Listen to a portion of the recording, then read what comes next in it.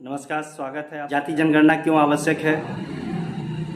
तमाम लोगों द्वारा ये सवाल उठाए जा रहे हैं कि जाति जनगणना होनी चाहिए, लेकिन सरकार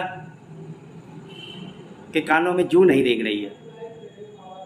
सरकार में बैठे लोग जाति जनगणना के लिए इच्छुक नहीं है। सबका विकास, सबका साथ और सबका विकास का नारा देने वाली सरकार सामाजिक न्याय पिछड़ों और दलितों को मिले, इसके लिए जागरूक नज़र नहीं आती। मुझे लगता है कि इन सब में कहीं न कहीं कमी हमारी है, जो हम लोग सक्रियता के साथ अपनी आवाज़ को उठा नहीं पाते हैं, मजबूती के साथ हम अपनी आवाज़ को रख नहीं पाते हैं। हमारे तमाम जो युवा साथी हैं, जो पिछड़े समाज और अनुसूचित जाति और अनुसूचित जनजाति समाज से आते हैं, ये समय है कि उन्हें अपने हित के बारे में सोचना होगा, जागरूक होना होगा। अपने हक, मान सम्मान, स्वाभिमान, न्याय की लड़ाई आपको स्वयं लड़नी पड़ेगी। जब तक आप और जो व्यक्ति अपने हक के लिए लड़ाई नहीं लड़ सकता है, तो आप ये निश्चित मानिए कि वो व्यक्ति कभी भी दूसरों के न्याय के लिए लड़ाई नहीं लड़ेगा। देखिए, ये जो आरक्षण की लड़ाई है, यह समाज में विषमता पैदा करने के लिए नहीं, बल्कि एक जो गरीब और पिछड़े समाज के लोग थे, उन्हें मौका देकर, आगे बढ़ने का मौका देकर समाज में आगे बढ़ने का एक अवसर देने का काम था। आरक्षण पिछड़ों और दलितों का संवैधानिक अधिकार है, जिसे समय समय पर यह कहकर खिल्ली उड़ाई गई कि आरक्षण एक भीख है। साथ ही साथ इसका जो फायदा हुआ, समाज में जो तमाम सारे लोग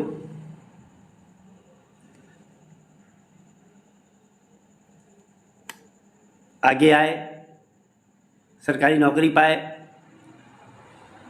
वह लोग कहीं न कहीं इन बातों को भूल गए और आरक्षण के हक में बात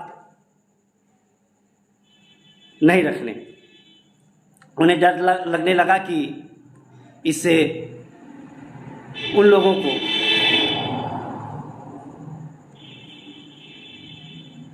समाज हे दृष्टि से देखेगा। ज़्यादातर लोग आज इसीलिए आरक्षण के मुद्दे पर, सामाजिक न्याय के मुद्दे पर बात करना मुनासिब नहीं समझते हैं, क्योंकि उन्हें ऐसा लगता है कि जैसे इन मुद्दों पर बात करने से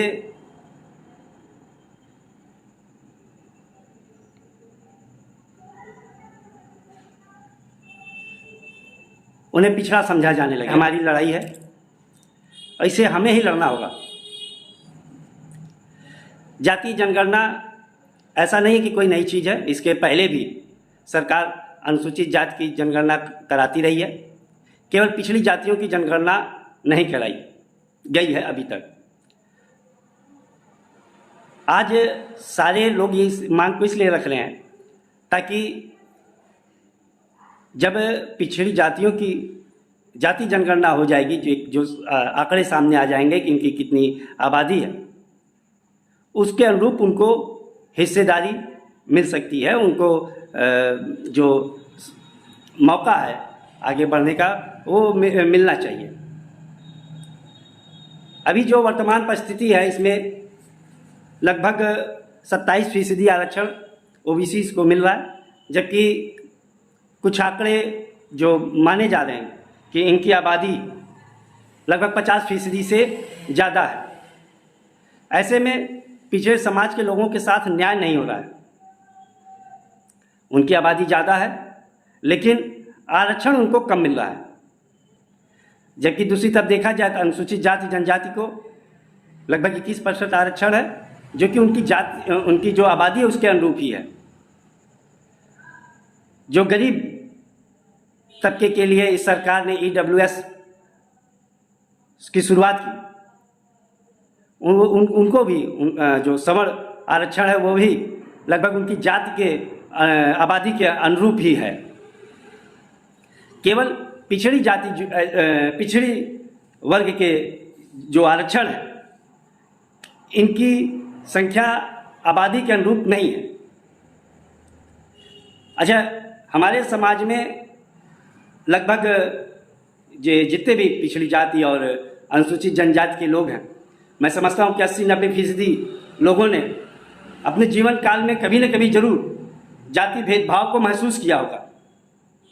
अब मुझे कहने में कतई गुरेज नहीं है कि ये हमारे समाज की सच्चाई है और ये हकीकत है कि हमारे यहाँ जाति भेदभाव होते हैं, कि ताकि जो ये पिछड़ों के साथ जो अन्याय हो रहा है उसके लिए हम सब एकजुट होकर आवाज़ उठाएं, सोशल मीडिया पर और तमाम तरीकों पे हम अपनी आवाज़ उठाएं कि जो हमारा आरक्षण है, जो हमारा हक है, जो हमारा हिस्सेदारी है, उसे हम लेकर ही रहेंगे। हमें अपने समाज के नौजवानों को जागरूक करना होगा कि वो आगे आएं और अपने हक और न्याय की लड़ाई लड़ें। जब तक हम जो हमारी ज़रूरतें हैं उनकी बातों को हम नहीं रखेंगे, जब तक हम हक और न्याय की मांग नहीं करेंगे, तो कोई भी हमें वह आसानी से देने वाला नहीं है। जैसा कि हम सब जानते हैं कि जो ये जाति भेदभाव है ये सदियों से हमारे देश में चला आ रहा है। तमाम तरह के लोग तर्क देते हैं, दुनिया में बहुत सारे हिस्सों में अलग अलग जातियां हैं, लेकिन यह तय है कि उन देशों में जात के नाम पे भेदभाव नहीं है। आज पिछड़ों दलितों को उनके आरक्षण या उनका जो हक है जिसके प्रति वो उस समय सबसे ज़्यादा आशंकित हैं, जब इस देश के प्रधानमंत्री पिछड़े वर्ग से आते हैं। 2014 के चुनाव से पूर्व माननीय प्रधानमंत्री जी ने चीख चीख कर कहा कि मैं भी पिछड़े वर्ग की जाति से आता हूं। आज जब हमारे देश के राष्ट्रपति अनुसूचित जाति से संबंध रखते हैं, उस समय हमारे अनुसूचित जाति के तमाम लोगों को आरक्षण को लेकर संशय है, उनको अपने हक और न्याय के लिए संशय है। तो ऐसी स्थिति इसलिए बन जाती है कि हमारी आबादी तो ज़्यादा है, हमें अपनी हिस्सेदारी, जो हमारी हिस्सेदारी होनी चाहिए, उसके हक की लड़ाई हम नहीं लड़ पाते हैं। हम जाति संगठनों, हम राजनीतिक संगठनों में बंट जाते हैं। हम ये सोचते हैं कि केवल एक राजनीतिक संगठन अथवा हमारे जो सामाजिक और जाति संगठन है वही हमारे हक के लिए आवाज़ उठाएंगे, जबकि आरक्षण एक जो भी पिछड़ी जाति का व्यक्ति है, जो भी अनुसूचित जनजाति का व्यक्ति है,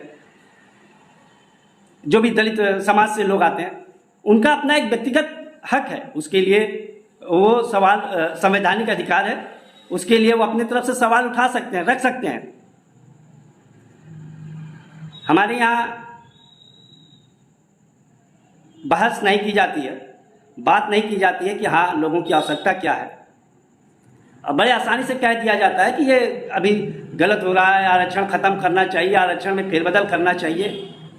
समस्या यह है कि जो लोग ये बात करते हैं, कभी कहते हैं कि आर्थिक आधार पर आरक्षण होना चाहिए, तो उन लोगों से मेरा एक विनती है कि उस चीज़ को जानने का प्रयास करें कि आरक्षण दिया क्यों गया। संविधान में स्पष्ट उल्लेख है कि पिछड़ी और अनुसूचित जाति, अनुसूचित जनजाति में तमाम वो जातियां जिनको सदियों से शिक्षा के प्रति, आर्थिक अधिकार के प्रति, सामाजिक न्याय के प्रति इन्हें वंचित किया गया। ऐसे लोगों को मैं बार बार यहाँ पे पिछड़ा वर्ग और अनुसूचित जाति जनजाति के संबोधित करने के बजाय मैं सिंपल एक शब्द संबोधित कहूँगा, आरक्षित समाज। ये जो पिछड़े समाज के लोग हैं, ये जो अनुसूचित जाति जनजाति के लोग हैं, यह भारत का आरक्षित समाज है। आरक्षित समाज के हक और न्याय के लड़ाई हमें लड़नी होगी। और लड़ाई लड़ने की शुरुआत तो तभी होगी जब हम अपनी आवाज बुलंद अपनी बात को आगे बढ़ाते हुए मैं ये कहना चाहूंगा कि सरकार ने तो एक नारा दिया, सबका साथ सबका विकास, लेकिन वास्तव में क्या सरकार ने सबका साथ लिया? क्या सरकार ने सबका विकास किया? ये जो आरक्षित समाज है, जिसमें पिछड़े समाज के लोग, जिसमें अनुसूचित जाति के लोग, जिसमें अनुसूचित जनजाति के लोग आते हैं, इस सरकार के दौरान सबसे उहापोह की स्थिति इन लोगों में बनी रही। आरक्षण पे अभी कुछ दिन पहले हमारे साथी जानते होंगे कि नीट में लगभग कई वर्षों से ओबीसी आरक्षण नहीं मिला, जिसका नतीजा हुआ लगभग दसों हजार सीटें दूसरे वर्ग के बच्चों को दे दी गई। एक सोची समझी रणनीति के तहत किया गया। आपको मिला मौका, न्याय मिला, लेकिन देर से न्याय मिला। गलत न्याय मिलना और देर से न्याय मिलने में बहुत अंतर नहीं है। आप चुप रहेंगे तो आपका हक मारा जाए। इसीलिए मैं आप सबसे अनुरोध करूंगा कि आप सभी लोग जाति जनगणना के बारे में अपने सभी साथियों से बात कीजिए, सभी दोस्तों से राय मशविरा लीजिए। और समाजवादी पार्टी के राष्ट्रीय अध्यक्ष माननीय श्री अखिलेश यादव जी ने जाति जनगणना कराने के लिए सरकार से अनुरोध किया है, और उनकी आवाज के साथ हम सब लोग अपनी आवाज मिलाएंगे प्रदेश सरकार को जाति जनगणना कराने के लिए मजबूर करेंगे। क्योंकि जब तक जाति जनगणना नहीं होगी तब तक संसाधनों का बंटवारा कैसे होगा? मैं बस नए नए तरीके से प्रयास करता रहता हूं कि जो मेरे समाज के हित की बातें हैं और हम सब लोग उसे मिल के रखें, ताकि जो हमारी ये नौजवान पीढ़ी है वो भी अपनी ज़रूरतों को समझे और आगे आए। जब तक नौजवान आगे नहीं आएंगे तब तक ये हमारी लड़ाई अधूरी रह जाएगी। आज ये हमारी शुरुआत है, हम यह आगे भी करते रहेंगे। इस प्रयास को हम लोग जारी रखेंगे ताकि हमारे सभी लोगों तक ये आवाज़ जा सके।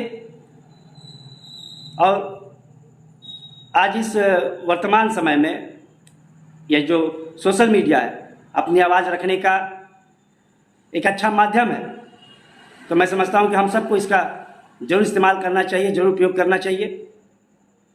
और अच्छे और सभ्य समाज के निर्माण के लिए आवश्यक है कि हम सब लोग इस समाज के सभी तबके को न्याय मिले, साथ ही साथ उन्हें आगे बढ़ने का सभी को एक समान रूप से। मेरे YouTube चैनल को जरूर सब्सक्राइब कीजिए। YouTube चैनल को सब्सक्राइब करने के लिए आप YouTube पे सर्च कीजिए अमित यादव मल्लनी। अमित यादव मल्लनी सर्च करते ही आप को जो वीडियो दिखाए जाएंगे उन पे क्लिक कर पे मेरे चैनल पे जा सकते हैं। और बगल में एक लाल रंग से लिखा होगा सब्सक्राइब, उस सब्सक्राइब बटन को क्लिक कीजिए। ठीक उसके बगल में बेल आइकन होगा, उसे भी ऑल पे सेलेक्ट कीजिए। मेरे इस फेसबुक पेज को भी आप सब फॉलो कीजिए। आप आज के समय में ये जो लाइक हैं, जो शेयर हैं, जो कमेंट है, यही लोगों को हौसला देते हैं।